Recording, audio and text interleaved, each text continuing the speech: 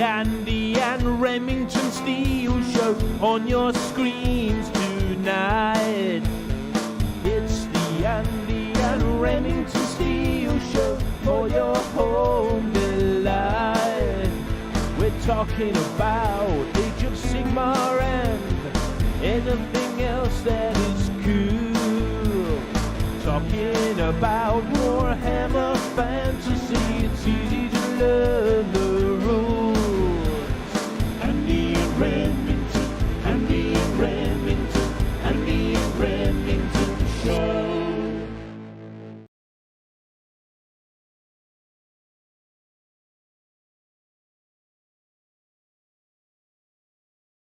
Welcome one and all. It's time yet again for the Andy and Rem Show. And let's just get rid of this thumbnail and you'll be able to see us in all our glory. Hello there everyone. Of course you can see Mr. Remington, who is beneath me, as always. And our hair's looking quite stylish today. I think everyone will agree there.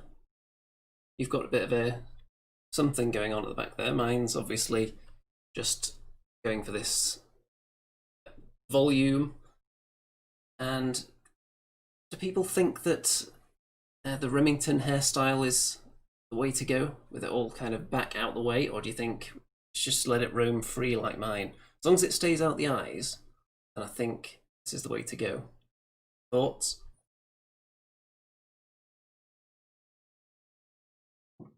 Hello everybody. Hello Andy's hair. Looks very Pantene. Or like, do you remember, I don't know if you remember this, but there was a product that all the hair companies said they put in their shampoos, and now no one ever seems to use it. Do you remember jojoba or jojoba? I can't even pronounce it. Not but it was always like Pantene 2-in-1 with jojoba. Vaguely. It's funny, isn't it, how there's always a magical ingredient that suddenly the lost wonder product, and then a few years later you never hear about it again. It's a bit like chia seeds or chia seeds today. So it's a bit like the Remington $1 million ideas. It seemed like they're the hottest new thing on the market, then 4 years later they still haven't been put into production. What's going on? Well, as Elon Musk will testify, it's scale, reducing to scale is the hardest thing in any business. And when you've got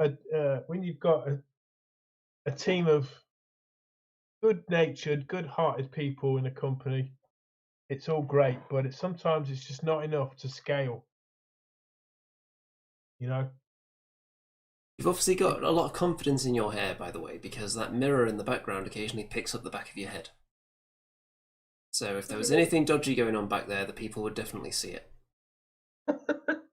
Anyway, look, we're here to talk about Warhammer Fantasy, Age of Sigmar, all the good stuff, man, that you're missing, right? And you'll never get a more random Age of Sigmar show than this, a more unexpected, topsy-turvy. Every show's different. People have learned to expect the unexpected on this show, yet we still manage to catch them off guard, almost as if they weren't expecting the unexpected. So, you know, my phone just popped up at the end, but right at the beginning here, we're just going to look at a model that you've painted recently, which I assume is going to be on eBay within about 10 minutes. So what are we looking at here? This is an Ogre Iron Blaster, which has taken me bloody ages to paint because there's so many little bits and bobs to it and whatnot. But I suppose maybe it's like it for everybody. You know, your base coat of miniature, you start layering it up and it just goes through many phases of looking terrible, and then you go over the curve, you reach the curve, don't you? And then you know, the last bit's really good fun. But yeah, that's done. I've only got a tyrant to paint and a few gribbly noblars, and then my ogre army is complete. It looks like some people go through the multiple layers of it looking terrible and then they just stop there, all that finished. But not on this show. Got another angle of it here. Now, obviously, there's a bit of a beast pulling it, with quite a bit of fur going on. Have you used the patented Remington technique of dusting on that fur? That's what the question on everyone's lips. No, there needs to be more. There needs to be plenty of skin on a miniature. And unfortunately, on that miniature, on that Rhinox, there was a lot of fur, and not a lot of hide. Even though there's a GW paint called Rhinox hide, which is a bit strange. Why don't they call it Rhinox fur? Well, we But all there know you about go. that. We'll know about that. I had fun painting the cat skin. The is it a tiger or a lion? I don't know, but that was fun. I did deliberate for a little while whether I should make it into the a Noblar scrap launcher or this big cannon. And I'm afraid the cannon just looks nicer. The scrap launcher just looks like junk, but it's funny. Does the cannon fetch a better price on eBay as well? Uh, I can only assume that's where it's heading because you've painted it. no, it's going to be, if I sell it, it's going to be part of the whole army, man. The whole army is just, it's just awesome, man. I've had it for a long time now.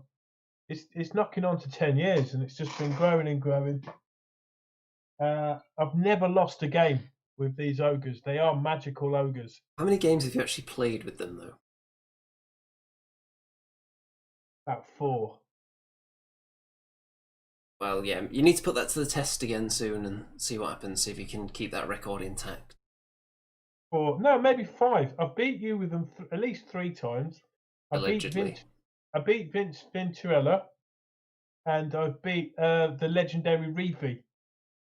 I destroyed his Stormcast. You're only taking on A-list celebrities with the army. Is that the thing? That's why they haven't been out more. Because you save them for the big guns. It's an A-lister destroyer army, for sure. I mean, I think I took most pleasure in destroying one of your dwarf armies. That was great, man. Getting rid of those, the Iron Drakes, that was great fun. Just with the auto D6 mortal wounds from the Thunder Tusk. Beautiful. Yeah, I don't think Iron Drakes really put their suits of armour on thinking that was going to happen back in the last Warhammer Fantasy edition. They thought, okay, we're pretty invincible, and then what's this coming along now? Mortal wounds left and right. Okay, everybody off. And of course, my infamous converted Ogre Hunter, which is actually going to see a bit of that later on, aren't we? Because that is one of my legendary heroes. Because this show, we've decided to make the topic of this show famous Warhammer hero miniatures. Herohammer. Indeed. So, when we go through and look at those very shortly, then some of them will be people's favourites because of the model. Sometimes it'll be because of the backstory for the character. Sometimes it'll be because they had either really good or comically bad rules in the game. Always makes a character memorable. All kinds of reasons that heroes stand out in people's minds. But before that, actually, Dino says, Classic Remington never lost. I almost expected him to have played no game at all with them. People don't have faith in your tactical acumen, it seems. Tactical. I mean, I'm a good gaming partner, aren't I, Andy? We've had we've teamed up before. I think we've lost one and won one. That sounds about right. So yeah, this guy we played brought all this Sylvaneth stuff, didn't he? And it was just like all these trees teleporting everywhere. It was ridiculous. But basically, the story is me and Andy went to Warhammer World and we got inundated by fans, and they all wanted to have a game with us. And a few of them got a bit brave, and you know what I mean. They had a few pints of Bugman's ale in them, and they got the bravery up, and then came over to ask us for a game. I remember asking one of them, "Oh, I can't remember the rules for this. Do you know them?" And he goes, "Don't you know your own rules?" Like that. And I went, "Wow, this man." Does he not know who he's talking to? You know the rules. How long I've been in the game for and how many different rules I've lived through. I don't know the bloody rules. They change every 5 minutes, don't they? They've probably changed about 6 or 7 times since you last played as well. But you know, it's that kind of person that deserves a good smack round the head. You know? But anyway, he beat us on that occasion. Fair play. Oh, it's just people are just slandering you in the chat so far. So what? Someone says, but you have to play quickly against Sir Rem, or he might sell his army halfway through the game. You don't Well, leave you don't leave a game unfinished overnight, because I think any army that he's using is already listed on eBay. So there's a possibility you might have to package it up and send it off the next morning before you actually get to finish. if you're talking about value of miniatures, what I do, I tend to get the, what I find is like, okay, let's take the scrap launcher. Currently, it has better rules than the Iron Blaster. The Iron Blaster's got like I think one shot per turn with a 50% chance of hitting. Bit crap, isn't it? That is one shot.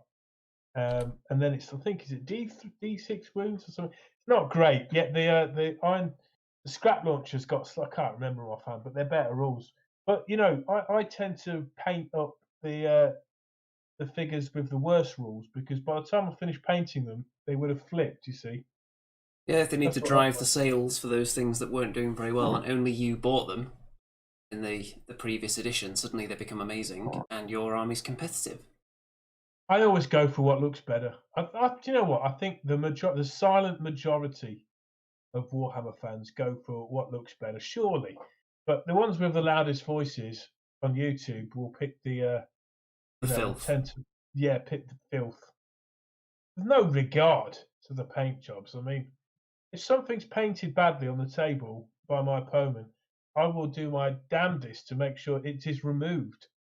So that could be used against you, though, if people know that's your strategy. They'll pick something that's really tough to kill, just to complete, like, sink for all your arrows, and then put that in front of you and say, well, it's so badly painted. What do you think of this, Remington? I hope you don't attack it. Oh, no. Well, you can try that if you like. But yeah, I tend to like to leave the best painted miniatures on the table for the longest time. Well, you've seen my armies. You know I tend to buy one of everything as well. I think we're in a similar boat there, rather than just spamming 10 of whatever the latest amazing thing is. So definitely, if it looks cool, go for it. Eventually, it'll probably be good, unless the game disappears or the world explodes, in which case, just unlucky for you. Sometimes the truly great miniature characters, people complain that they've got terrible rules. What are they called? The ones that are underwater, the elves, the underwater elves. The what are they called again?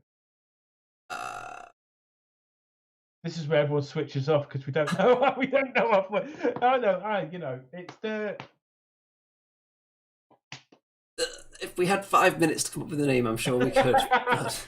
Well, there's the character with the octopus, the scribe character with the octopus. Yeah, I'm waiting for someone to put it in the chat so I can subtly look down there and pretend I've remembered. The crap Deepkin. Yeah, that's it. The Deepkin. I did Deepkin. Yes, the character with the octopus. What a wicked miniature, man! That is sick. It's like almost a symbiote creature. Wouldn't it be great if that whole army was just like elves, but they're all symbiotes? They had like these, Anyway, he does. He looks brilliant, man. But everyone complains he's terrible in the game. That's such a shame. And yet the character with the big fishing rod that looks awful has got the best rules. It's almost an auto-include, they say. Is it the Remington fishing rod, though? What would the Remington fishing rod be? Would it have a finger sponge on the end of it? A flavoured one, obviously, so the fish go for it. You knock my inventions, Andy. I mean, it's like what Gandhi said. First, they ignore you. Or is it first they laugh at you? I think it's first they laugh at you, then they ignore you, and then you win. Well, we'll see how that goes over the years, won't we? I think there's a step missing in there somewhere. Is it? I think there's a big question mark and then profit. Well, and then they copy you, then profit. Yeah, someone else will profit from the $1 million ideas, I'm sure. Now, speaking of things that were totally ripped off from us, Rumour Engine. To me, this just looks like a 40k claw, so I don't think we really need to spend too much time on this. They always threaten you with the possibility that it's for either game system, forcing you to actually have a look if you care about either one of them. But I don't see how this could be Age of Sigmar. Doesn't it suck? Andy, doesn't it suck? I mean, I'm sure all our friends in the chat and all the guests watching this show, don't you just feel a bit gutted when it's another 40k week? You know what I mean? Every bloody week. 40k. It's so boring, isn't it? Come on. What have we got now? It's it's a Space Marine, but he's probably a Nurgle Space Marine. There you go. It looks like he's dripping blood off his claw. So, is there a Space Marine group that has the like blood claws or something like that? I don't remember. I don't know, but it is. Do you feel that way, Andy? Isn't it like, oh God, what's coming new on the Warhammer community? It's like, oh God. Well, you think that, but then when they do give you something new, it'll just be another Stormcast hero, won't it? Because they've only got about 15 of them. They need more. Forget about the Caradron Overlords or the Fire Slayers or the Edeneth Deepkin or whoever. They don't need more models. We need more Stormcast. They do listen to us. I really do feel that this show has influenced Games Workshop's decisions, because when Sigmar first come out, Age of Sigmar first come out, me and you were like, yeah, these liberators and whatnot, yeah, they look good, but they're a bit like, there's no personality. And I started putting like flagellant heads and barbarian Chaos Marauder heads on Sigmar bodies, and they look great. They look like in the film Excalibur when they're all old men and they've all got the body armor on, but they're all like got beards and scraggly hair because they're like old school knights. I started painting mine like that, and then lo and behold, Games Workshop started putting real heads on Sigmar right bodies. Yeah, I'm not sure whether the intent was ever for them to have bare heads on them or not. It could be that they just started us off with the helmeted ones because it was a nice, simple way to get people into painting them without having to worry about any flesh tones or anything. So maybe we can give them the benefit of the doubt on that one. Here's a question for you, Andy. How come Space Marines, when you do see their heads, they're always, they're always boldies? Look a bit like Captain Picard from Star Trek. I don't know. Maybe they shave their heads before they put them in the Space Marine hat. We are 40k experts here on this show, so anything that you hear us say is actually officially in line with the fluff. Well, our expert in the chat, Stu Gibson, he is predicting this rumour engine to be a power fist from the new 40k Emperor's Children, most likely. If they're not going to release any more Age of Sigmar things in the near future, we'll have to get Stu on the show again, won't we? Except we'll do a 40k episode again with an actual expert rather than us trying to waffle our way through it. What they need to do, they need to destroy the 40k world, completely annihilate it like they did with Warhammer Fantasy, but take the lore from 40k and put that into Age of Sigmar. You know what I mean? Age of Sigmar lore is like, it's got a long way to go yet, hasn't it? But 40k, the lore is brilliant, the story is brilliant. They need to just do that. I don't know, just strip all the armor off all these 40k, get rid of all the guns, and then make it fantasy. Drop all the races into one of the realms, you mean? Yeah, just make them all go primitive. I think there would be riots immediately if that happened. I think would be burning their armies left and right. I think they should bring the Emperor back as well. The Emperor's got to return. Except, here's the twist. He is a Chaos God himself now. I thought you were going to say he is Sigmar. No, make him evil. And just make the Space Marines pure evil. What about the Emperor versus Sigmar?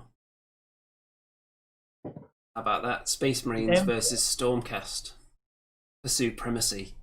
The universes have just melded together, but there's only enough room for one overpowering force of armor-clad chumps. Battle to the death. I don't know. I think I mentioned a couple of weeks ago, you should have Age of Sigmar in 40k. Like Raphael Madge has just said here, you've got the Seraphon, right, or lizard men, and they just sort of teleport around there. They're like a dream race. So I could conceivably see a Slan teleporting a bunch of lizard men through a portal in space and ending up on a planet with loads of Sigmarines on, and then a battle ensues. I don't know whether I would be specifically opposed to it, but I'm sure there are a lot of people out there that would be. So we should snip this part out of the show, make it its own video, call it like 40k to be merged with AOS, with a lot of exclamation marks at the end. We should experiment. One player has an Age of Sigmar army, and the other player has a 40k army. The 40k army plays with 40k rules, okay, and the Sigmar army plays with Age of Sigmar rules. How about that? Who do you think could win? I think you would run into a few rules areas where you had a bit of a conflict, unfortunately. I mean, look, the rules aren't identical. But they're close. They'll be close enough, man. Come on, rule of cool. Like the 40k ones, they get their shooting attacks and all that, all right? But once that's done, if the Age of Sigmar ones can get into close combat or get their magic going, or get some monsters on the prowl, what do you think? Would they have any chance, is what I'm asking. Well, maybe we should try it out then. Maybe we should pioneer this, because back in the day we were the ones down there in the trenches getting our hands dirty, being on the front line, bringing people the latest scoop. Maybe we should start pioneering crazy ideas in the GW realm. Maybe we should just start a clickbait rumour. GW Insider reveals 40k / Age of Sigmar merger. Who is the insider? Are we going to leave them anonymous? Or are we just going to name one of the employees and leave them open to harassment? We'll go to Warhammer World and we'll go to the shop, and when they're really over friendly with us, we'll just say, "Oh, what's your name? What's your name, mate?" And they'll go, "I don't know. My name's Peter. Nice to meet you."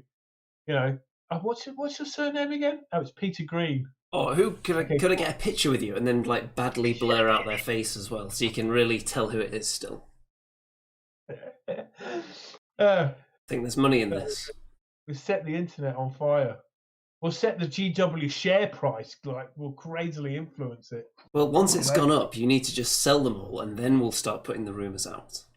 There's probably some laws against this kind of behaviour. Well, yeah, is it insider trading? Is that what they call it? I can't bring myself to sell my GW shares. I can't do it. Would it be considered insider trading if you sold all your shares and then started spreading scandalous rumours about them, despite not really being an insider or having any inside info? It's not an action of the company, it's something outside the company that you're doing. So would that count? The news affects share prices, definitely. It's not the company could be doing intrinsically well. It would affect it, but would that be then illegal for you to profit from that? Because the information didn't come out of the company or anyone associated with the company? No, because I'm not part of the company. So you think we're on solid ground with that? I could probably get into trouble, but no one would know it was me, would they? Not like we've just said it on a live show or nothing. Well, I edit this part out after the show, so only 26 people will know about it, and us as well. Okay. So, shall we look at some heroes now? Yeah, let's look at some heroes, man. So, this first one, now you sent me a big pile of your favourite heroes first of all, so we're going to go through these. And this one seems to have a bird on its hand. What's going on with this? So I'm just replying to the chat. Uh-oh. Someone's just said, "Do I go to the Games Workshop board meetings, Remington?" And I've just replied, "I've been banned because of my association with Andy." There you go. Andy's on the hunt. You go to the offices of Games Workshop. There's on the wall in the entrance of it. There's a 100 most wanted. It's like a most wanted poster, and it's like, if you see these people come into Warhammer World, then please ignore them or eject them immediately. Or hit the button under the counter. Do not approach. Andy's in the top 5, and he's wearing like all orange, and he looks really sort of creepy, standing next to Duncan. So there you go. First they ignore you, Andy. Then they laugh at you. Then they rip you off. Well, people laugh at this show, and we've been heavily ripped off. So I want to know what comes after that. I don't know. They've ignored us already, haven't they? So does that mean the next step is that it goes to the moon? Like this show just goes viral, man, and you can make a living off the adverts. That sounds good to me. Let's do that, folks. Start spreading this around, make it go viral. I like the That's it. sound of that. Make sure you click the thumbs up for the YouTube algorithm. We've tried. I've asked you before to click the thumbs down, and I'm not sure if that worked or not. You never know. A few Click people one said of they them. couldn't bring themselves to click the thumbs down, so they just thumbsed it up instead, so I'm not sure they actually listened to your request. But when we do talk about the whole like-dislike ratio, it is scientifically proven that the like percentage skyrockets because people are reminded. They're just sitting there watching the show and think, oh yeah, I haven't liked this yet. Click. There we go. Well, So it's very thank you. sneaky, bringing it up in passing like that, just subtly sliding in that reference to the like button. Jennifer says Remcon went viral. Remcon is That's not quite the same kind of viral, though, is it? my quarterly Warhammer festival. Yes, it didn't. The virus didn't quite catch on the way I hoped. 50 Chiffron though says first they ignore you, then they laugh at you, then they fight you, then you win. So they haven't started fighting us yet, have they? Or do you That's consider what- ripping off all our ideas fighting us? I'm going to take away the fighting and then just replace that for then they copy you, and then you don't win because they're a bigger company and they IP it. There you go. It's a bit depressing now, that phrase, though, isn't it? It is. You couldn't put that on a motivational poster. You see how I've been buying time, and while everyone's just been staring at this beautiful paint job of Araloth. Yes, the famous Wood Elf hero from Warhammer Fantasy 8th edition. We cried out for more Wood Elf heroes, and we were granted one. This is an adaptation from what's it called? Score the Falconeer. There was a model called Score the Falconeer.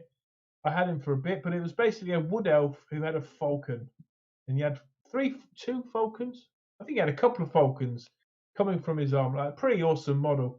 And this was like the upgrade from it. And this is a wood elf champion. He's not called Araloth anymore, though. He's called something. I think he's just a generic wood elf hero, but he's got a lovely story behind him. Do you want me to read it out?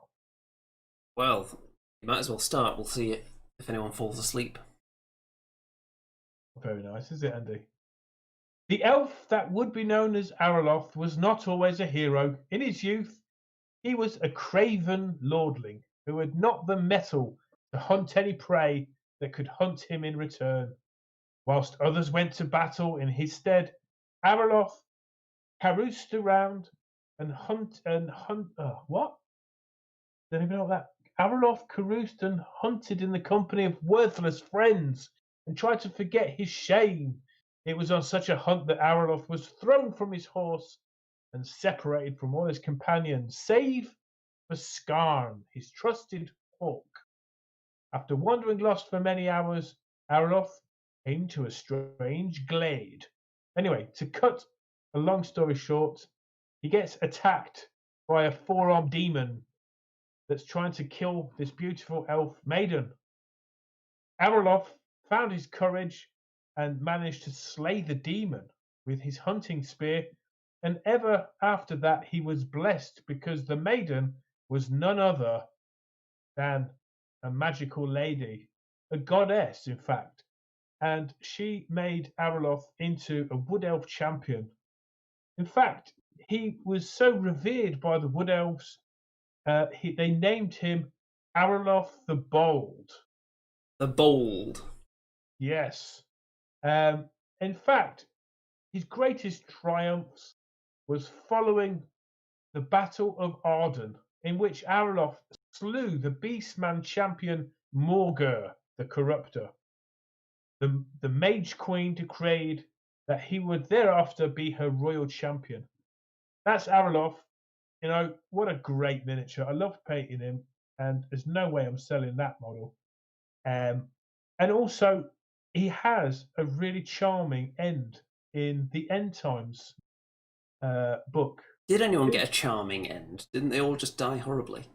No, Aronoff got a brilliant ending, man. It'd be a brilliant film. Basically, the world's closing up, but he ends up going down the world route under the big tree that's in the Wood Elf forest. And as the world's closing up, he goes in there after. You know what? I can't remember exactly. He gets lost in this sort of transitional world, and no one ever sees him again. So he could.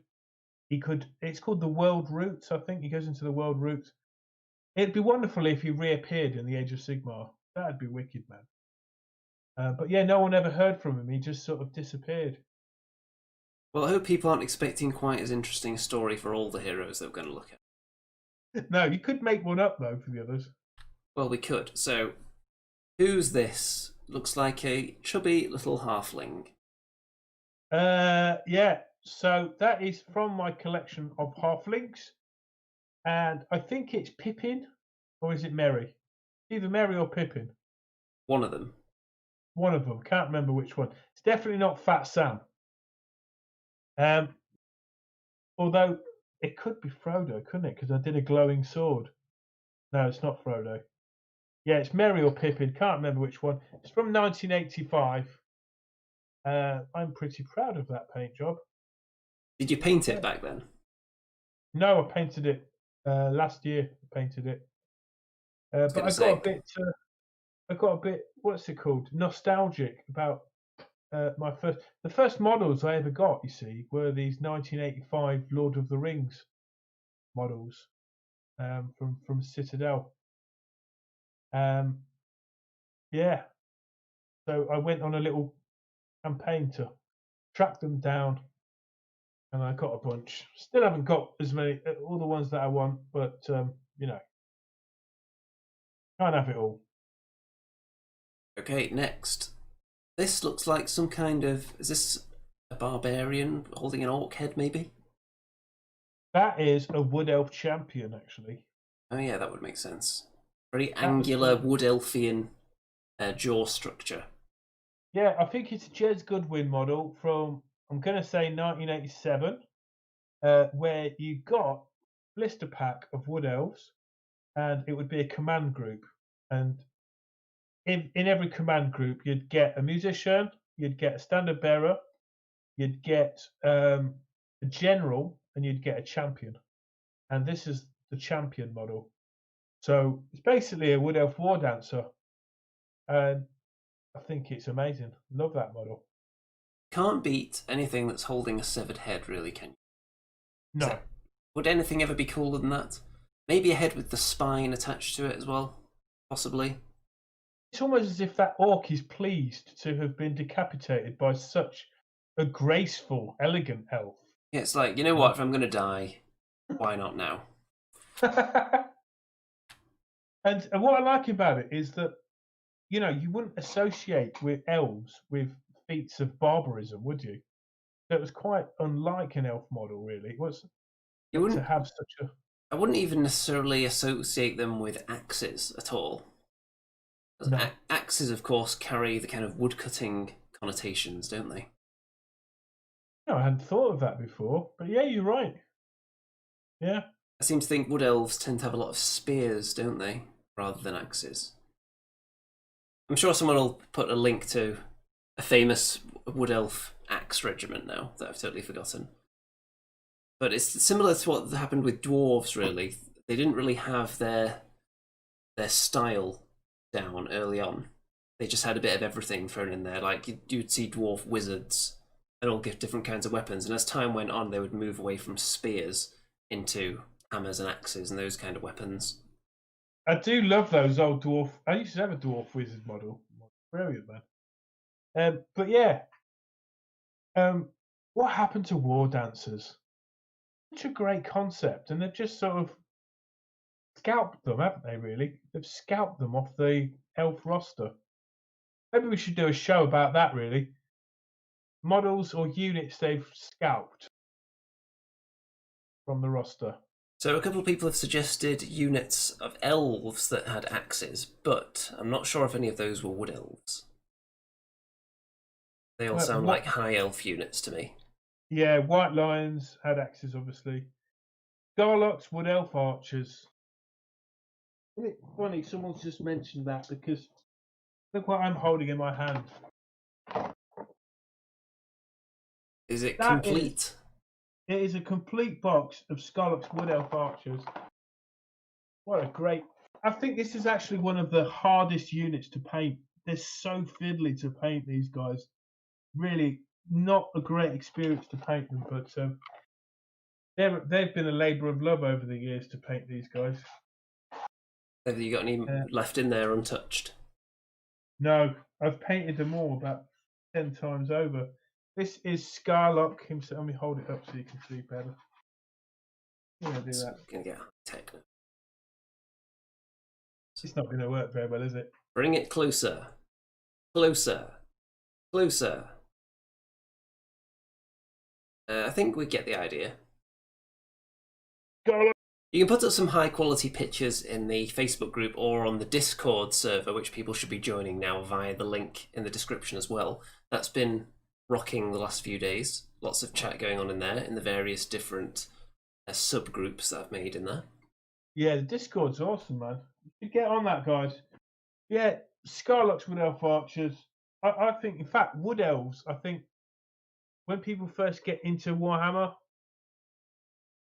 elves are kind of the go-to race, I'd say, sometimes. Wouldn't you? I don't know about that. No, I just think it's got to be the dwarves. However, moving on, we've now got an ogre. So what's the deal with this hero? It's got blood dripping from it, and we've got another severed head. So a bit of a theme going on here. I think I'm going to need some assistance for this model. Uh-oh. Let me just get that, because from the 8th edition Warhammer Fantasy book, this model was complementing its release, and this is one of the ogre characters they invented. In fact, it's now just seen as a generic ogre manhunter, man-eater even. But yeah, this was Bragg the Gutsman. That's Bragg the Gutsman. Yes. So what's the story with him? Oh, there's quite a long story. Wielding the hook blade with prowess, Bragg would slice off a foe's head with a flick of his powerful wrists. Time and again, Bragg slew foes, beheading alt chieftains, Skaven warlords, and heavily armoured champions of chaos. It was not until Bragg turned his weapon upon his own kind that his comrades learned to know fear. So then it goes on about intertribal wars. Yeah, basically, he's a sort of a character hunter, Bragg the Gutsman. Whose head is that he's got on his base? I just put an ogre head there, which he'd. When I moved house, I actually lost the scythe bit of the weapon, the hook blade. I can't find it anywhere. I don't know. Well, if anyone out there has got a spare one or something that looks similar, they should let you know. Can I just show you how I improvised? Just a bit. Oh dear. So it's going to be a Remington $1 million idea, I'm pretty sure. Wonder if he used the Remington roller in its place. Probably not. It's a very silly idea. Yeah, I had to improvise with Bragg, and so that's what I did. Oh, is that a tied up Imperial citizen of some kind? Yes. It's good improvisation. I think it goes quite well, really. It looks like he's about to use him in some kind of bizarre fishing ritual, offering him to the great, enormous mouthed fish that they worship. That would make a good diorama, wouldn't it? An ogre, with a fishing rod, with an Empire soldier on the end. And all the other ogres with big spears waiting to throw them at the fish when it comes up.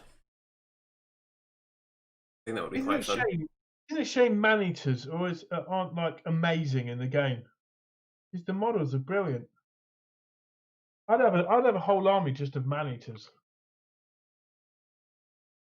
Authentic says, I wish they had kept ogres as mercenaries, rather than when they became the ogre kingdoms and had their own full army. I always thought ogres were kind of cool as this. Obviously, they were mercenaries, but you'd see them pop up in... Where would you see them? They were in Dogs of War, Empire. Who else had ogres? You'd see them in halfling armies, wouldn't you? Chaos. Yeah, orcs and goblins could have Yeah. them. Even dwarves. I mean, in the lore, ogres have fought on the side of dwarves and double-crossed them. I think it's cool to have some of the races in that kind of role. Not everything needs to be its own faction. Yeah, but you know, you build so many models up, and then suddenly you've got an army, haven't you? Yourself. Now, Yeah, I like ogres. They're great fun. Great starter army, ogres, because there aren't loads of models that you need. and they're usually pretty straightforward to play in most game systems as well. Now, moving on. This looks like, I can't tell whether it's a vampire or an elf. It's got an owl on its base, by the looks of it.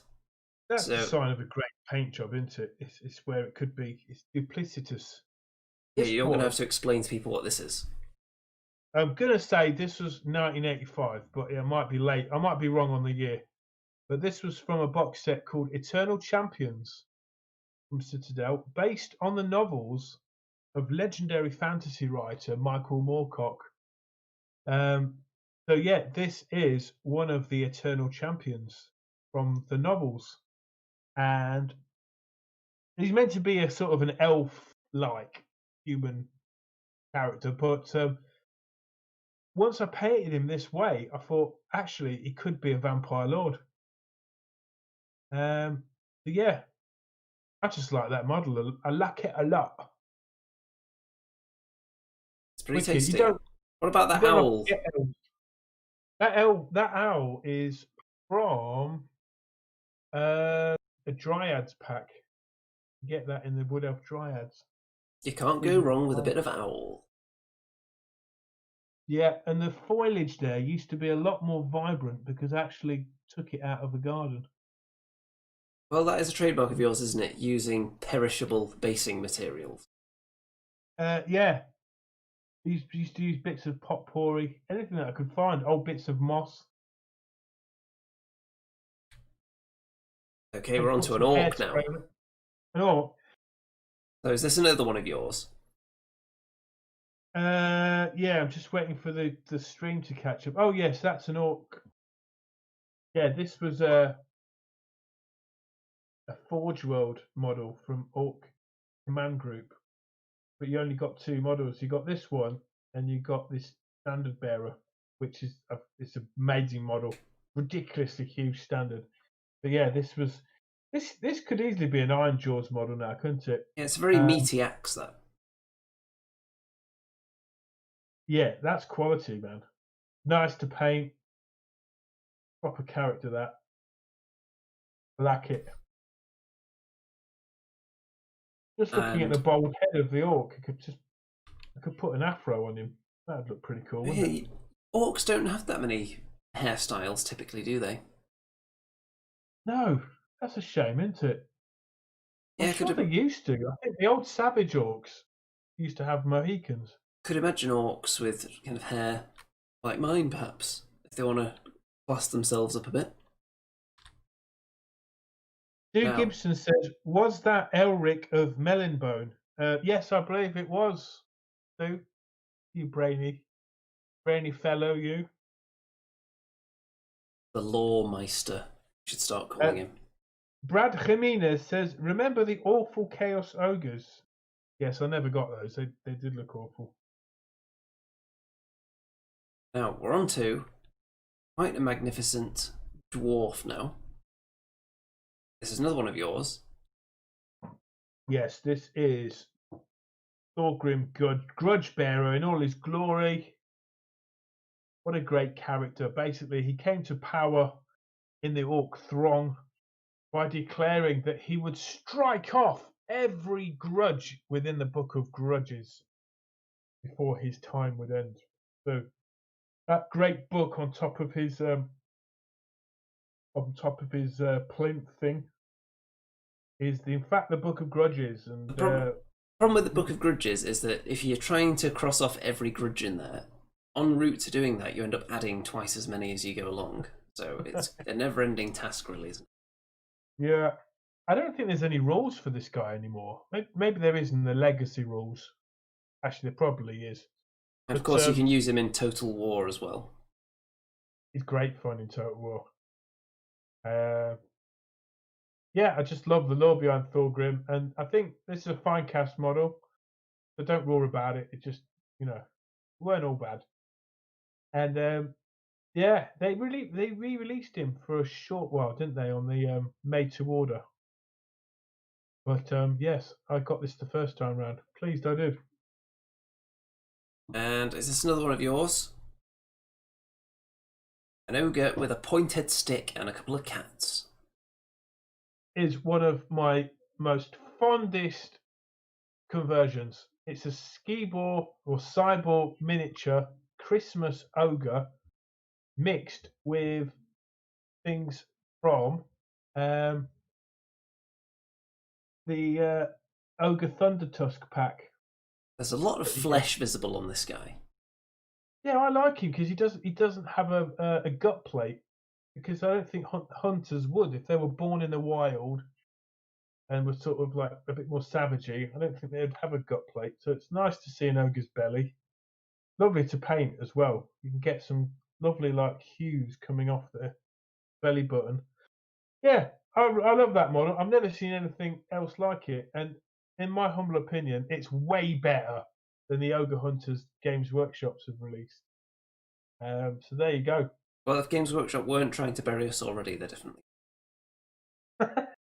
I do like their new Ogre Hunter though, from Underworlds or Beastgrave. Is good. Okay, next. Now, is this the first one that isn't yours? This is not mine, no. So this is a magnificent orc. I remember when this first popped up. So what year would have this been? It would have been early 2000s, wouldn't it? I'm going to say 2004. I might be wrong. I think it may have been a little bit before that, but I remember this guy coming along, all big, chunky, and heavy in metal. Big It's axe. a black orc. It's a black orc, isn't it?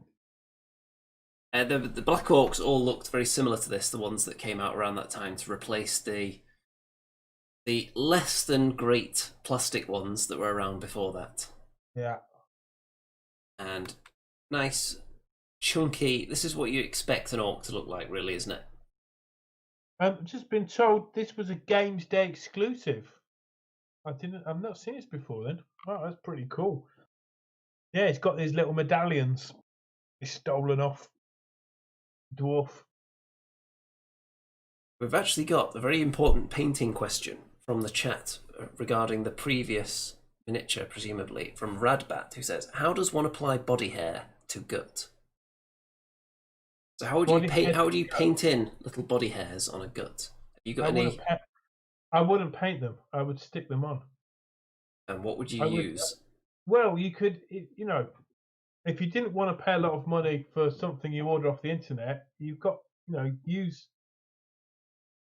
Then it depends how curly you could use pubic hair. You could use hair off your head, and then just finely chop it up, and then a little bit of PVA glue and stick it on there. So there is a value to this idea, but I'm not sure I'd put it on the $1 million category. I mean, Andy, you've got a home business growing on your flesh right now. I mean, I think this magnificent beard is going to be wasted on crafting like belly button hair for ogres. You could trim it down and then chop it up.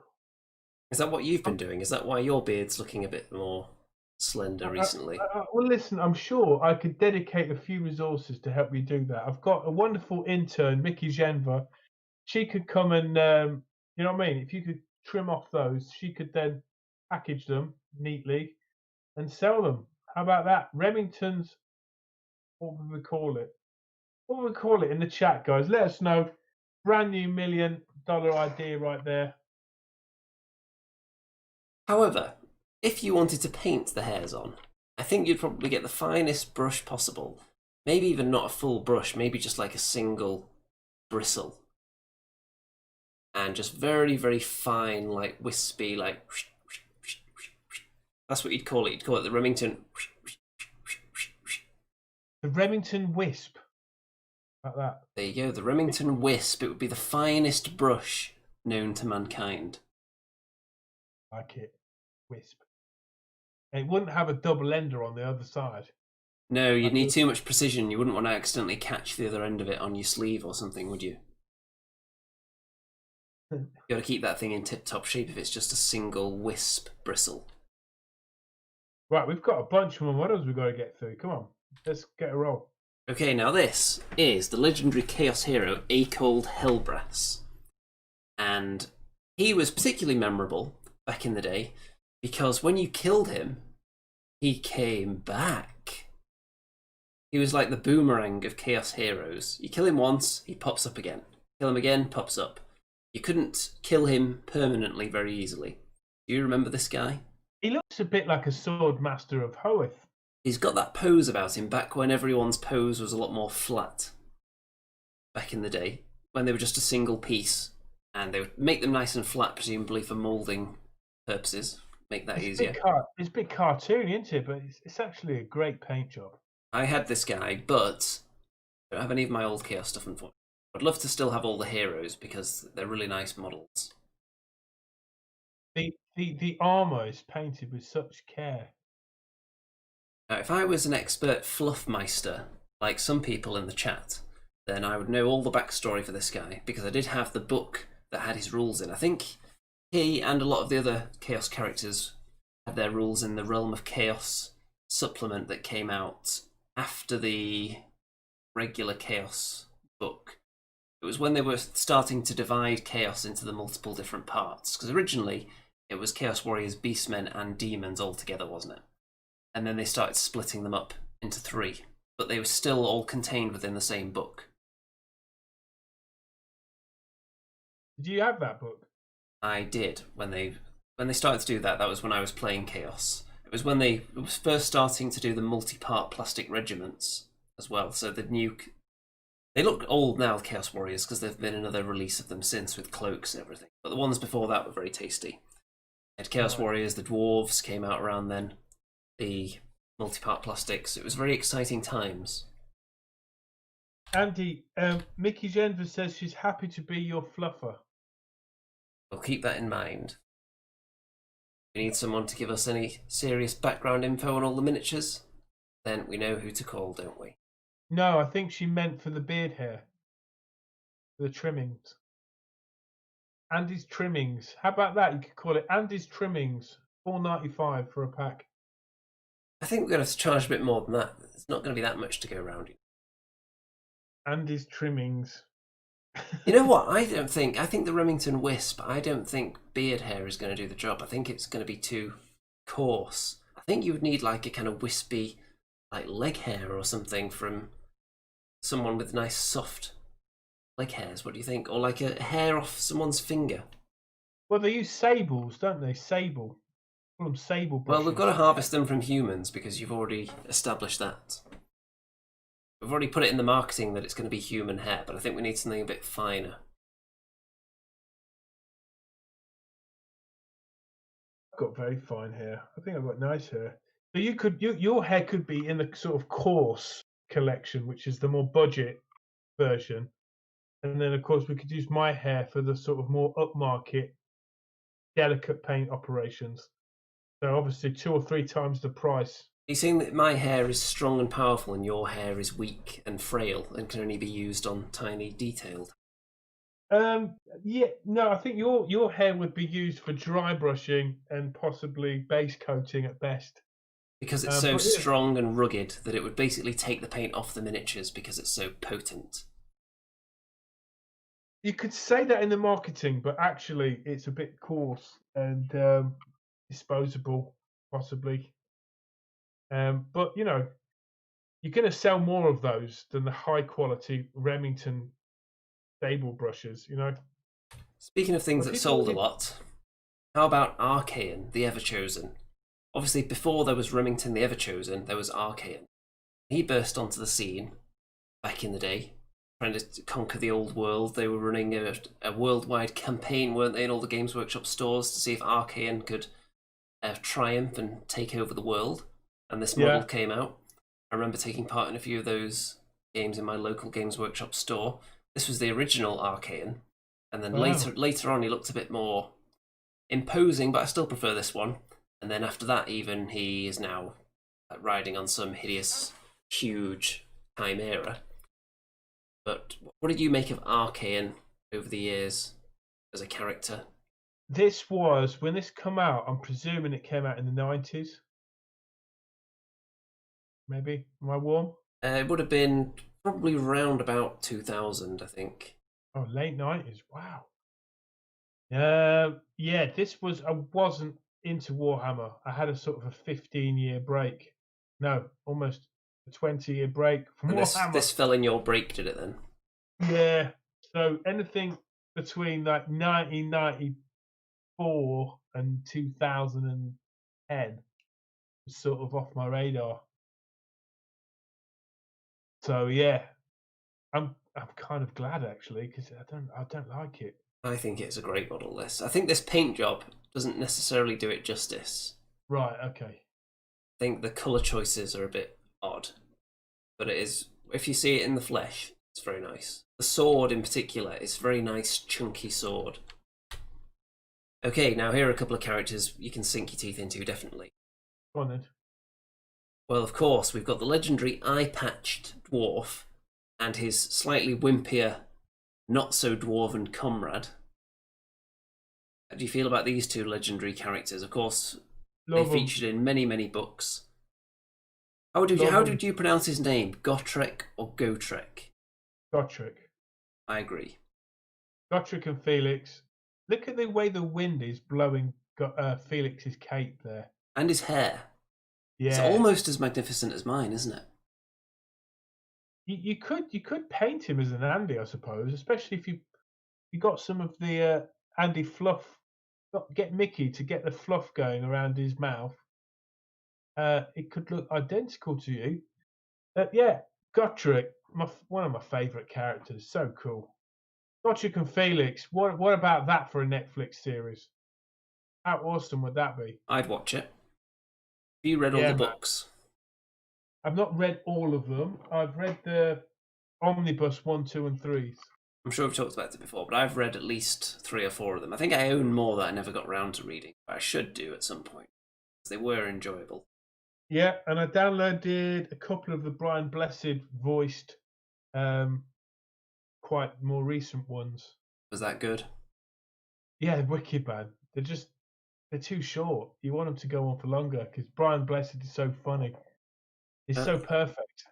He is the perfect lunatic for that role, I think. Brian Blessed. He does the voice for Gotrek in Total War Warhammer now, for Gotrek because he's a character you can download. So there you are. Excellent. Right, on to another dwarf now. What do you think of Mr. Ungrim here? The ultimate Slayer King of Doom. Standing on, I think it's a dragon's head, isn't it? I mean, the guy. This model's always been a weird one for me because he looks so short, and he's doing everything he can to look taller, with a large Mohican sticking out of a horned helmet and a standard strapped to his back, and he still looks really short. I think maybe he's just too wide.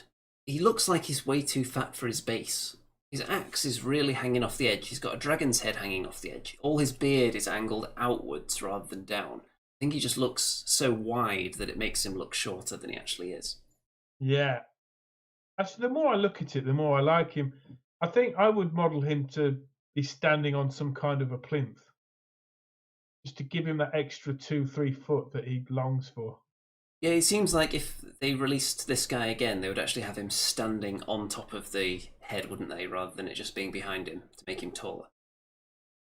Yeah, I think this is actually one of the better painted Ungrims I've ever seen. You could just appreciate all the detail of the model. Now we've got another mighty dwarf here. We've got Belagar Ironhammer, who of course was one of the more recent dwarves, even though it's like, what is it now, like 6 years ago maybe, that this guy came out. It doesn't feel like that long ago. I really like this guy. Why? I like the fact that he's on an oath stone, because previously the only other hero that came on an oath stone, he didn't have the most exciting pose, but I think Belagar has maybe the best "come at me, bro" pose in Warhammer history. With his arms just out like that, like come on. Yeah, but And so much so he looks just like a statue. There's not enough it flesh depends how on him. you paint him, though. You can definitely make him look like a statue. But not only that, he's also one of the coolest characters in Total War, if you ask me. His campaign, where you start off with him and his ghostly ancestors that are all Yeah, just look. amazing. Would they be great in the Warhammer fantasy? The ghostly ancestors as I don't know actual why they didn't have that. Why they didn't That's do that in the game on the tabletop when he came out. Why didn't they have his little retinue of ghostly ancestors to hang around as well? I mean, there's one for your GW. I'm giving you this one for free. You know, why don't you release the Dwarden, release some extra models, give them their own rules, proper ones, right? And then you can have some dwarf ancestors that sort of like dwarf spirit hosts. Yeah, because they've got the ghost paints now as well. Yeah, it might be pretty cool, man. I suppose Uh, you could make them yourself, couldn't you? His ancestors. But yeah, I'd just have a look at them in Total War and see what they look like in there and try and find models that match. That would be a fun little project if anyone wants to take that on. I'd be very interested in seeing the results of that. Anyone out there who wants to try that one out? on his back. Has it got bells on that little thing on his back? Is it so people know he's there because they look around, they can't see anyone, and then they have to look down, and then oh yeah, there's a dwarf. Does he Well, have that to remind people that he is there? maybe if he's fighting against, let's say, lizard men, and of course dinosaurs. It's well known, particularly the T-Rex. If you're not moving, then it can't see you. And he's not going to be moving because he's on an oath stone, so he had to stand still to get the benefit of that. So he needs something to alert the enemy to actually attack him, otherwise you're wasting the benefit of the oath stone. Right, right. Next. Now, someone suggested this on the Facebook group, and I thought, you know what, I'll Google it, and it's a 40k character.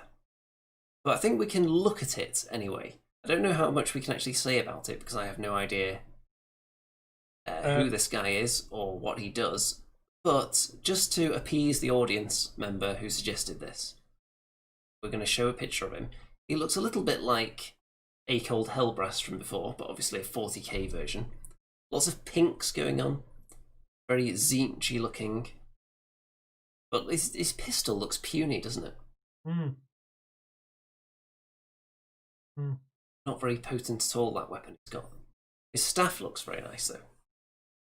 So Stu Gibson confirms that it's Ahriman. Okay, enough of that. Now, you mentioned Score the Falconer earlier, and I actually had this guy prepared as one of the characters to look at, not because he's cool in any way, but because I have fond memories of playing against him back when I was playing as Chaos Warriors. When the Realm of Chaos box came along, then you had Chaos Gifts in there, which were the cards that you would draw a couple of, and you could then use them to get special abilities throughout the game. And the one I always got was an ability to, like a pre-battle strike that would attack an enemy unit and do a certain number of wounds. And every single time I was against Wood Elves, I would use it on Score the Falconer, because it was just enough wounds to kill him, but not enough to kill anything else. So Mr. Falconer was always gone in turn 1, every single time he played against me. And Oh, sorry, go on. it seemed cruel to do it more than once, but it was also funny. And he wasn't painted as well, so he was asking for it. I think I got hold of this model in about 2011.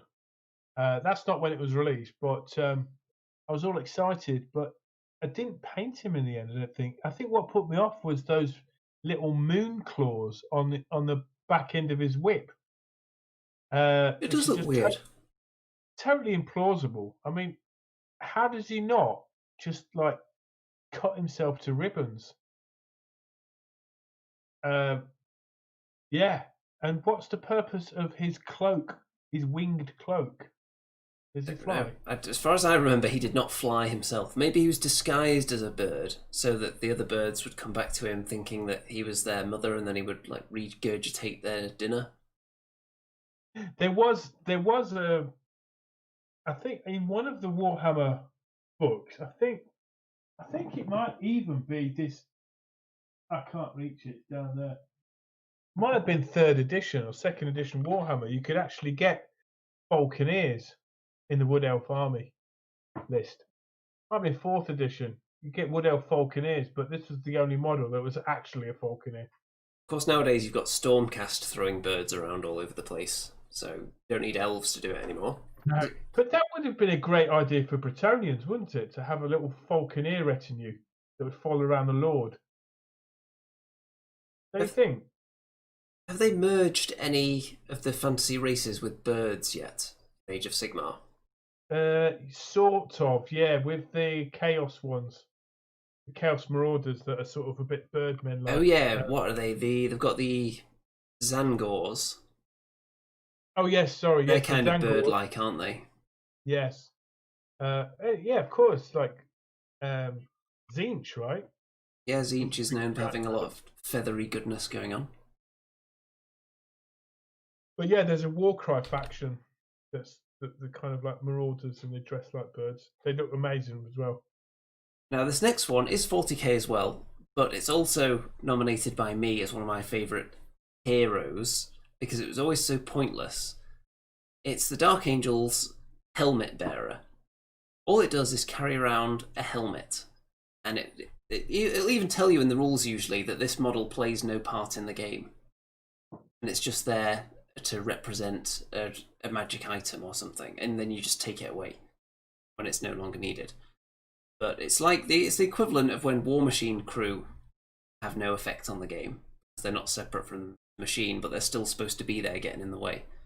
But I always thought this guy was funny. Carrying a helmet round, he doesn't really exist, but he also does. Just very weird phenomenon. Nowadays, though, they usually give you a bigger base, don't they, and put the little side characters on the base with them. Is it like, do you know the cherubs that you get in Sisters of Battle? Do they actually do anything, those cherubs? Flying little angels. I don't know. They look pretty cool, though. I was tempted by the Sisters of Battles, I've got to admit. He's still tempted. I'm still tempted, yeah. There's still time. Okay, moving on now. This is Grom. Now, I think we spoke about him within the last couple of weeks when we were talking about reasons not to eat troll flesh. And obviously he's well known for devouring troll flesh and then bloating up and becoming rather mutated, but also gaining some of the regenerative properties, if I remember correctly. Yeah, they've just released Grom the Paunch as a DLC in Total War, so you can actually play this in the video game. I really like Grom the Paunch. I was after this model for yonks and yonks, and then they reissued it on a made-to-order. I think it was maybe last year, and I didn't go and get it. I regret it a little bit, but the wolves are really bad. Sorry, they're really bad. They're from the generic Wolf Riders. You know what I was about to say regarding the wolves, actually? In some ways, I prefer the old kind of wolves. Maybe not these specific models, but the scale of them. I think I prefer these. If you compare them to something like the dire wolves, where the heads are just enormous, then I think these actually look a bit more down to earth and realistic. Which you need some animals that are a bit more believable looking to make the monsters more wild and crazy looking, don't you? I think. Do you know what? They are cool. They are cool. They go with the models that were around at the time, with the aesthetic at the time. So yeah, I'm going to do a quick reverse there. I think they do look cool. They're of their time. Yeah, I wish they'd re-release Grom the Paunch. He could be kind of cool, right? Like a night goblin. Could he be a night goblin leader? No, he couldn't really, could he? He's sort of overground. What's happened to chariots? Just gone, haven't they? Chariots have just gone out of the game. Well, have we got any Stormcast chariots yet? Shouldn't give them ideas, really. It'll be nothing but Stormcast chariots next month now. No. People like playing with chariots. Did you like playing with chariots? I always liked playing with chariots. I had a Chaos Warrior chariot.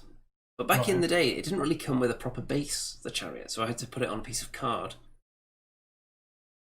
Which I always found was kind of annoying. Yeah. And around that time, I also had this guy, not this specific one, but I had Arbol the Undefeated, the Khorne champion, on a magnificent hellhound of some description. And I think did he get killed off in the fluff because the model disappeared and I don't think he was ever mentioned again. So I don't know. I don't know the fluff behind this one. I seem to think he was killed because I think he was Khorne's favourite because obviously he was undefeated, and I think ultimately he did get killed. Someone in the chat will know this. Looking at you, Stu, in there. You've got to know about this guy. But have you seen this model before in the flesh? No, I have not. No. The flesh hound looks awful, man. Don't you think? The hound does look... I think it's that paint job. I'm not sure the purple really works on it. No. I'm not sure either. It needs highlighting a bit, doesn't it? The what do you call those neck wings? I don't know. It reminds me of Jurassic Park, though. Yeah. Yeah. So, next, we've got the Dwarf Runesmith. Now, the reason this is one of my favourite heroes, because no model has ever had to come back to my painting table more times than this. The reason being, he's got a book on his belt. So, when you put him on the corner of the unit, that book constantly, because he's metal and everyone else in the unit is metal, slight bump in the table and oh no, there's a piece of the paint chipped off his book. So it was kind of it's a love-hate relationship with him, because obviously all the dwarves were so fat and they've got so many accessories dangling off them everywhere that they don't fit on their bases properly, and then you're expected to rank them up, with some of them being heroes that aren't in the same pose as everyone else in the unit. So it was a nightmare, but I always enjoyed getting him back out there in the unit again, patched up. Is this your paint job as well? This is not. Oh, I should have put my own model in there, really, shouldn't I? No, I think this one's better. That's harsh. I think mine actually might be nicer than this. Maybe not more professional than this, but I think it looks nicer. Actually, just thinking that Grom the Paunch, I'm surprised people didn't buy it and then put better wolves on it. I've not seen that been done. That's what I would have done. Yeah, there you go. Oh, we've got...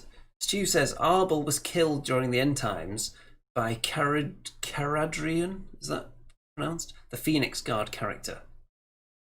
Okay, well there you go, he did get killed, but maybe a bit later than I was thinking. Okay, next we've got Egrim van Horstman, Dark Sorcerer of Chaos, who is of course riding on the mighty two-headed dragon, which is one of the cooler dragons from back in the day. I think you'll agree. Of course, it's got the same plastic wings that all the other ones had. I mean, that dragon's sick, actually. But come on, guys, are these the best ever Warhammer hero models? Really? I will say that this model, the paint scheme that they've used here, reminds me very much. If anyone's seen Flight of Dragons, the animated film, I don't know if you've seen that. No. Well, there's a dragon in it that looks very similar to this, the colour scheme. And just immediately reminds me of that. It doesn't have two heads, though. But very cool. I'm sure some people in the chat will have seen Flight of Dragons. Is this a really rare model?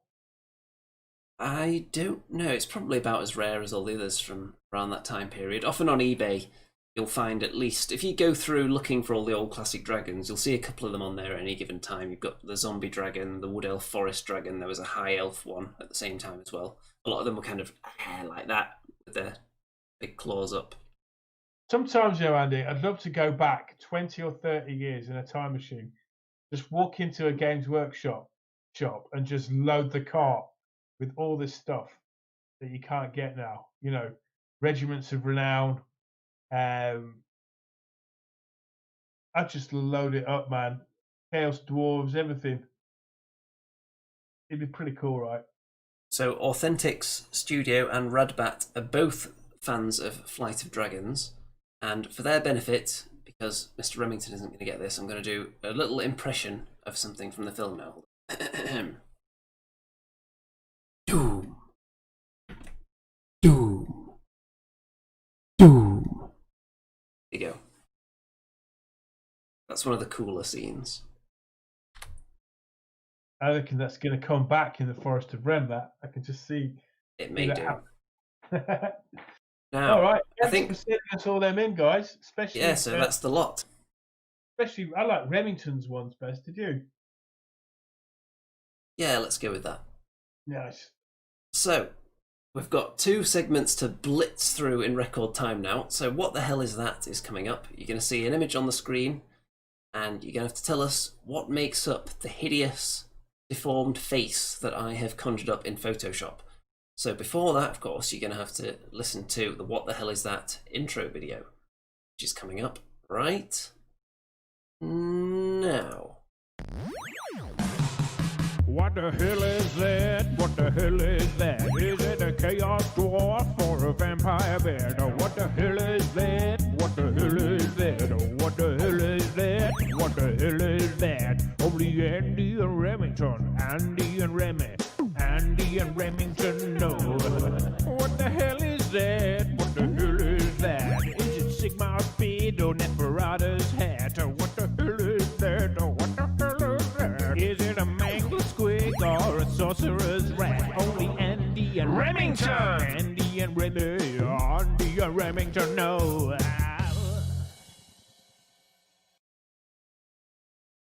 Okay, so what the hell is that? I love that stick, man. Is that available from GW stores? It's one of my $1 million ideas, actually. It's for when you've got a lot of spare parts left over for a miniature. Often, you'll find that they'll give you spare bodies or spare arms, but they won't give you spare legs. So what we can do is give you a spare pair of stick legs in a set, so you can just attach them to all your spare parts and create a whole new range of models for yourself. So 4 parts of a face here. We've obviously got a mouth, a nose, and 2 eyes. 4 miniatures from the Warhammer Age of Sigmar current catalogue. Mr. Remington, can you identify any of those? That mouth looks so familiar. And I think there's something in there from Nurgle. That's about all I can say. Am I right in saying that? There is no Nurgle in there, actually. Right, okay.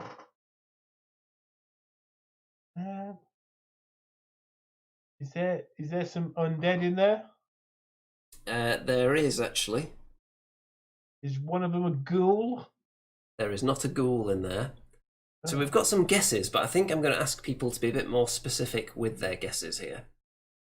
Some of them are a little bit vague. Some of them are definitely along the right lines, but slightly off. So some of you are in the right ballpark, definitely. I'm looking at the solution right here. Is there any chaos in there? Let's see. Is there any chaos? No.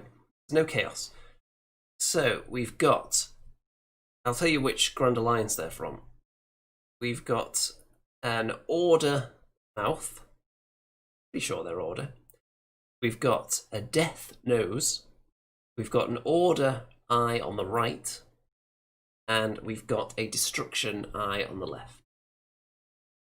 Mickey Genver's got one. Crypt Horror nose. Yes, it is. It is the nose of a Crypt Horror. Wow, well done, Mickey. Impressive work there. I think the mouth is from a witch elf. Okay, I'll give you that. It is from a witch elf. Dino did say, is it from a dark elf witch? But that's not the official name. So it is a witch elf mouth, yes. Sorceress, isn't it? Some kind of... I'm sure you've painted plenty of witch elf mouths over the years. Lord to a queen, something. So you should be intimately familiar. So we just need the eyes now. Probably going to be the most difficult. So Bazooka says Fire Slayer eye. That's not going to be specific enough for my liking, though. And there is not a Bone Reaper's eye at all, I'm afraid. Is it a Rune Sun's eye? From the Magma Drop? Nope. Rune Sun? No? Okay. I'll be surprised if anyone gets these anytime soon, actually, because the eyes are very difficult. Someone's so close. Is it a Bone Reaper's eye? Someone was incredibly close to the solution for the eye on the left. And, you know, enough people have said it. They've suggested various orc shamans, and yes, it is. It's actually, I think it's called. Is it called like the Weird Knob Shaman, something like that? That's a great model. That Yeah. is. That's the one. So Nice. that is correct. That is the eye on the left there. Nice red eye with green around it. So we've just got the eye on the right now. Mickey's got two right then. She got Weird Knob Shaman and she got The nose as well. So if anyone can get the eye on the right, and I'll tell you now that it is a Fire Slayer. Raph. Okay, Raph says Stormcast Eye, so it's not that. Dino also said, Dino Titan Edition also said Ironjaw Shaman as well, so he's definitely got a point. Who's the eye from? I think, is it from Free Peoples? It's Fire Slayers. Oh, you said that. So is anyone going to get it, or am I just going to tell you what it is?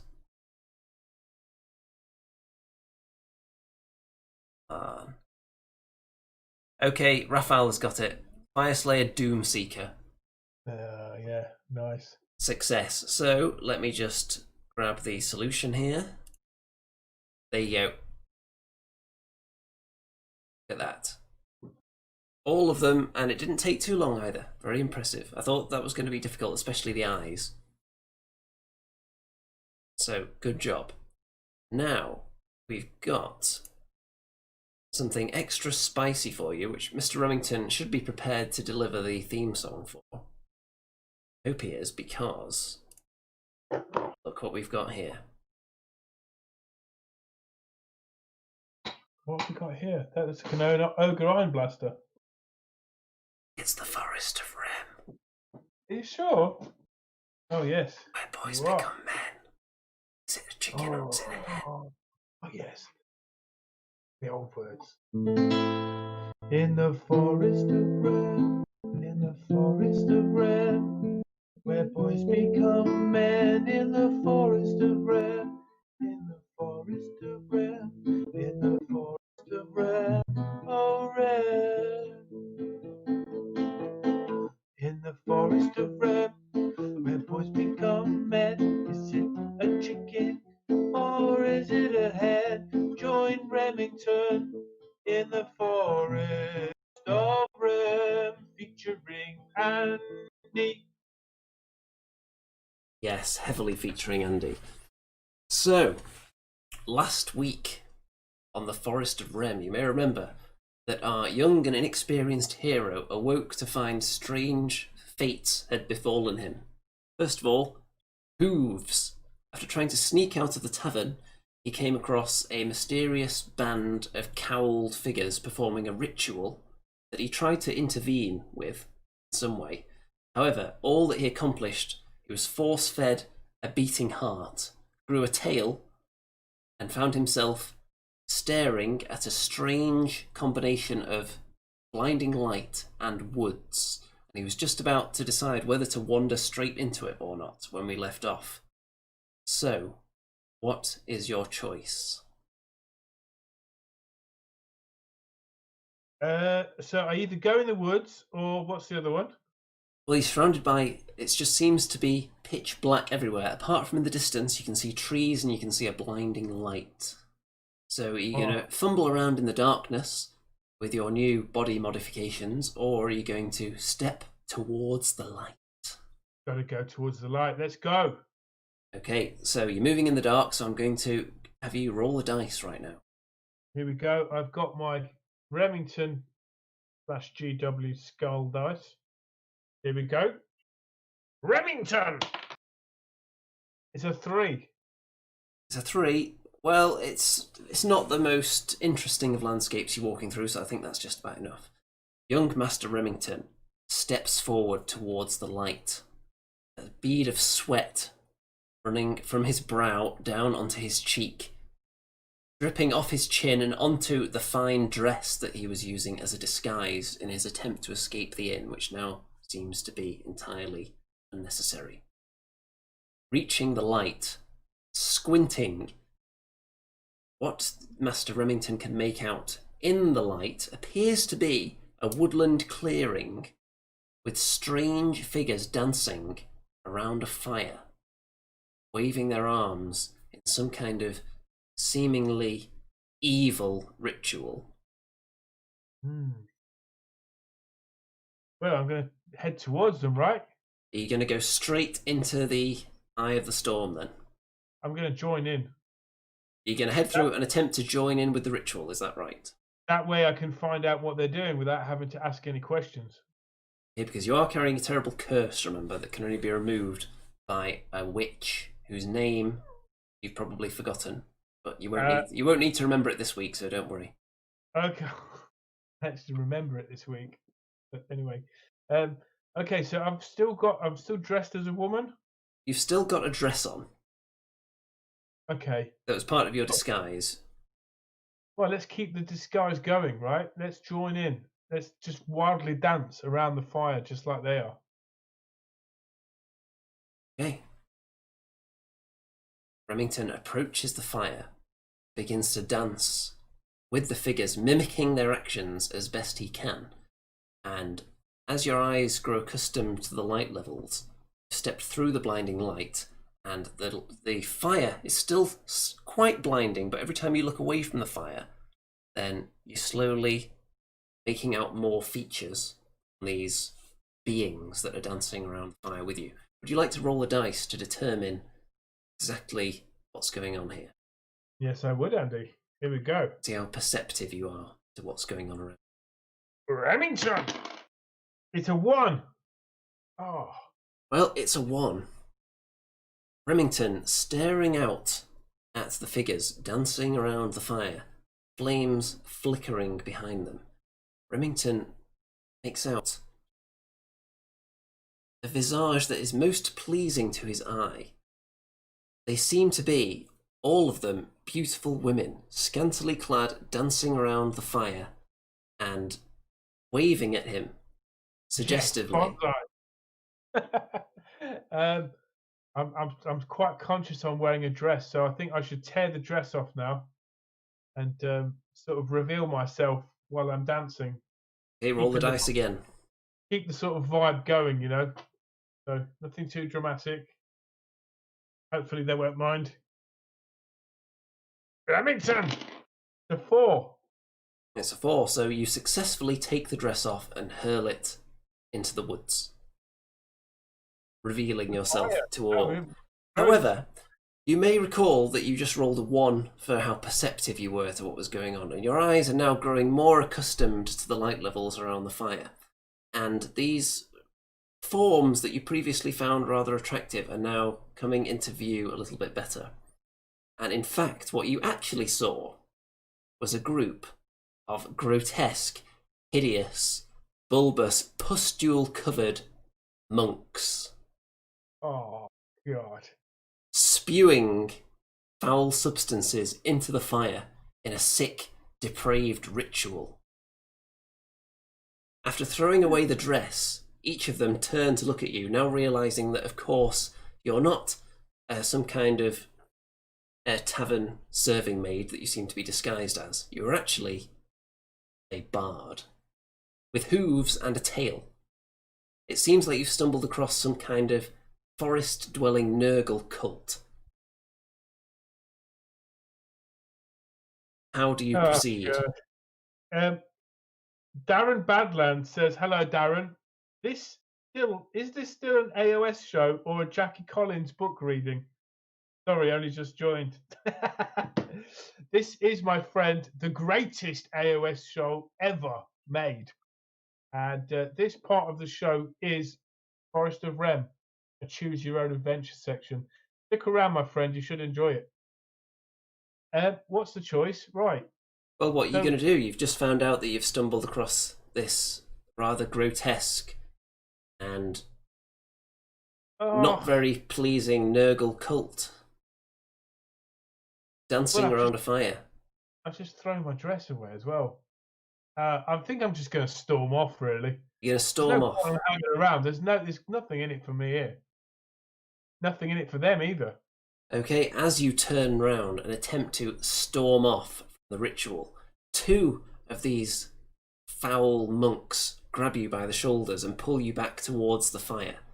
The third one approaches, looks you dead in the eye.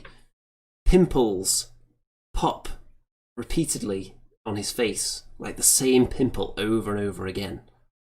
And in your general direction, looks like onto the floor, onto your hoof, onto your knee. It's moving further and further as he gets closer to you. How are you going to react to this rather hideous display? That's like someone spitting in your face, man. And as Authentic Studio has just raised the call, combat. It's combat time. It's about time the rage of Remington revealed itself. I shall fight off these plague-ridden demons, and I shall get the mandolin from off my back, my trusty mandolin, bludgeon, cudgeon, that word. I'll be using my mandolin, which is indestructible, by the way, and start batting these pustule faces back to where they belong in the fire. Okay, roll the dice. Let's see how successful this assault is. Right, the Remington meter is high because I'm angry. I've lost my nice dress. I'm using my mandolin as a weapon. Remington! That's a mighty 4.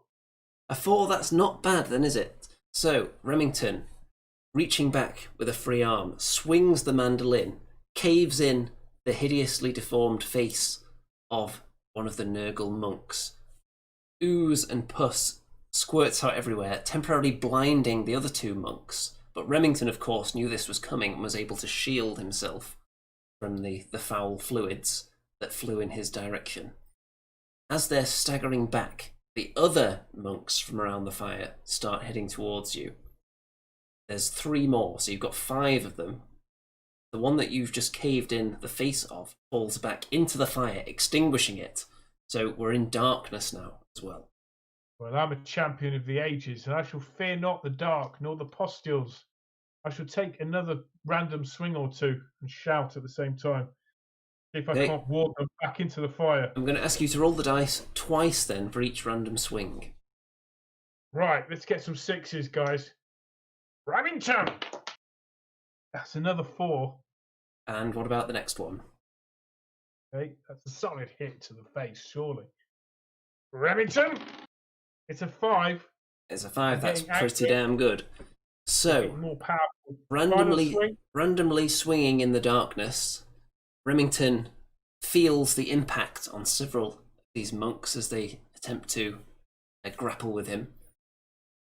The corpse of the monk that fell into the fire continues to roll until it's now out of the fire, illuminating the area again, revealing that all but one of the monks is now just a mound of dead, soon-to-be decaying flesh in the undergrowth at Remington's feet. One of them, however, tripped on its way over in the darkness and is lying prone on the ground. What will you do? I shall put my foot on his back, pinning him down, and I shall interrogate him. Very well. So, roll the dice. Okay. I'm really not that interested in what he's got to say, but you never know. It might have something important to do with the adventure. Remington, it's a 2. Well, that's not very good. As Remington places his foot on the back, this Nurgle monk in a prone position, the rib cage gives way, and Remington's foot plants directly into the foul, pus-filled lung of the monk, almost killing him immediately. But the monk manages to look up and utter a few words. Oh, great. Can I just say, who sent you? That's what they usually say in these situations, isn't it, in the films? Who sent you? He looks up at you with one eye oozing pus from its centre and simply says, "You did." Those were his last words. Plot thickens. That is quite a thick bit of plot to wrap your brain around there. Is that the cliffhanger ending? It certainly can be. That's a good cliffhanger ending. You did. Mr. Remington stands in the clearing, looking around. Darkness surrounds him, except for the small circle of trees that are illuminated by the fire. Morning will surely come soon. Will that bring the answers that Remington seeks, or will it bring simply more questions? That is the end of Chapter 2 of The Forest of Rem. I think I did well on that one. Surely I get a load of experience points and upgrades.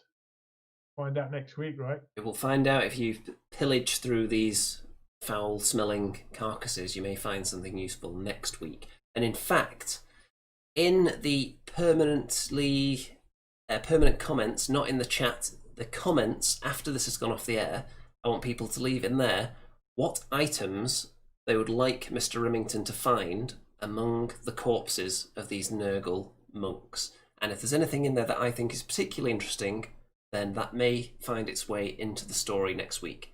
So leave that in the comments after the show, not the live chat. So how about that? This must be the only YouTube channel where the audience decide what happens to some degree, right? Live. There's definitely a lot of interaction going on. You'd have to pay. You'd have to pay for that kind of thing normally, wouldn't you? To get people to do stuff for you. We value our audience input, definitely. More so than, I would argue, any other live wargaming show, which is why, as you can see at the bottom of the screen, we are number one. Doesn't necessarily have to be for viewership, but for viewer satisfaction, I think it's undisputed that we are the number one show. Fair enough. Yeah. So tell your friends. Don't tell your family, maybe, because it might be a bit embarrassing. But yes, definitely tell your Warhammer friends about the show and ask them where they've been, because this is show number 112, I'm going to say. I think it might be 13 now, actually. 113. 113. Think of all those hours of pure entertainment that we've just fed to the masses, without asking for anything in return except for lots of money. Well, guys, I hope if you've joined the show for the first time, you liked what you got, and feel free to go back into the back catalogue of the Andy and Rem show, and you'll find so many hidden gems and content. You don't need to watch anything else, really, do you? Also, if you want to watch the entire Season 1 of The Forest of Rem, then you can find it on my channel, all the parts of the original series combined into one video. It's 3 hours long, but it's well worth it. I know of at least one person in the audience told me that they had actually watched the entire 3-hour compilation video and found it very entertaining. And if you want to join us in Discord, there is a Discord channel which you can find where, Andy? You can find it in the description via the link that's down there. And you can see all kinds of crazy goodness going on in there. Got sections for your hobby pictures, wargaming news, $1 million ideas, Forest of Rem updates, and more. Fantastic. And feel free to subscribe to my channel if you want to watch a load of old content. If you want to watch a load of videos with a channel that hasn't been updated in the last... I'm going to be optimistic and say 4 years. I think it might actually be longer than that. But he promises that there will be new content when he reaches a set number of subscribers, didn't you? Yes, and if you look on my wall, I'll show you my wall. I've been doing post-it notes for ideas. There you go. Ideas for my new channel, Remington's Million. Coming soon. Oh, there you go. So, let's bring up the episode thumbnail and get rid of the Forest of Rem logo. There we go. And, of course, thanks to our wonderful audience for joining us. Don't forget to check out all the links in the description, Facebook group, Discord. Send me all your money with PayPal or Patreon, obviously, because that's what you do if you really value this high-quality, top-notch, down in the trenches, getting our hands dirty, ear to the ground, nose to the grindstone, fingers on the pulse content. That's what you'd really do, isn't it?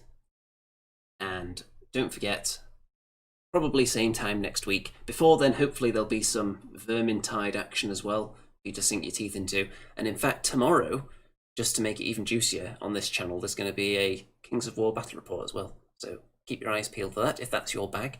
If not, you can wait for more juicy Andy and Rem show content. So All that remains, Mr. Remington, would you like to say goodnight to the audience? It's Coven. And all that remains to be said now is good night out there, whatever you are. Andy Palooza. It's the Andy and Remington Steel Show on your screens tonight. It's the Andy and Remington Steel Show for your home delight. We're talking about Age of Sigmar and anything else that is cool. Talking about Warhammer Fantasy